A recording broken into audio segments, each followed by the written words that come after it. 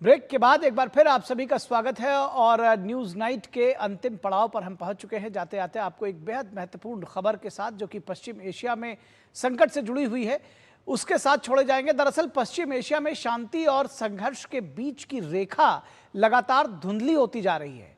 America और Iran के बीच बढ़ती तल्ख बयानबाजी, हॉर्मुज स्ट्रेट पर ईरान की नई रणनीति और युद्ध की आशंकाओं ने दुनिया भर को चिंता में डाल दिया है, क्योंकि दांव पर सिर्फ क्षेत्रीय स्थिरता ही नहीं बल्कि वैश्विक ऊर्जा सुरक्षा भी लगी हुई है।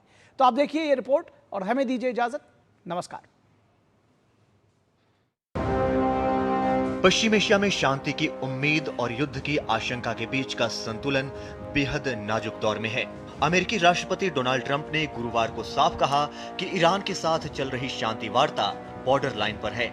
अगर तेहरान से 100% सही जवाब नहीं मिला तो अमेरिका दोबारा तेज सैन्य कार्रवाई शुरू करने के लिए पूरी तरह तैयार है। यह बिल्कुल सीमा रेखा पर है। हम सब तैयार हैं। हमें सही जवाब मिलने ही चाहिए। यह 100% पूरे और सही जवाब होने चाहिए, और अगर ऐसा होता है तो हम बहुत सारा समय, ऊर्जा और जान बचाएंगे। ट्रंप का ये बयान ऐसे समय आया है जब दोनों पक्ष कूटनीति और दबाव की रणनीति के बीच झूल रहे हैं।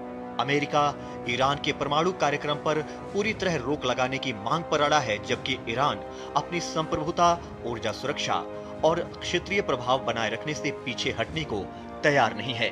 ट्रंप की इस नई चेतावनी के बाद ईरान ने भी तेवर कड़े कर दिए हैं। ईरानी संसद के स्पीकर और मुख्य वार्ताकार मोहम्मद बागेर गालिबाफ ने ट्रंप के बयान पर तीखी प्रतिक्रिया दी।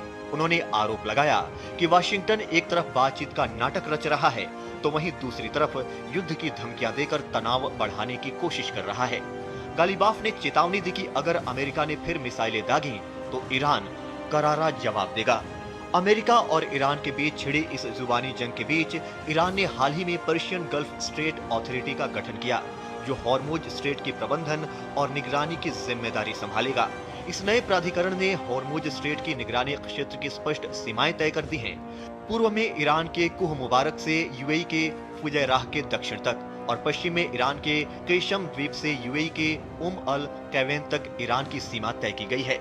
नए नियमों के मुताबिक हॉर्मुज स्ट्रेट से गुजरने वाले सभी जहाजों को पर्शियन गल्फ स्ट्रेट अथॉरिटी से परमिट लेना अनिवार्य होगा।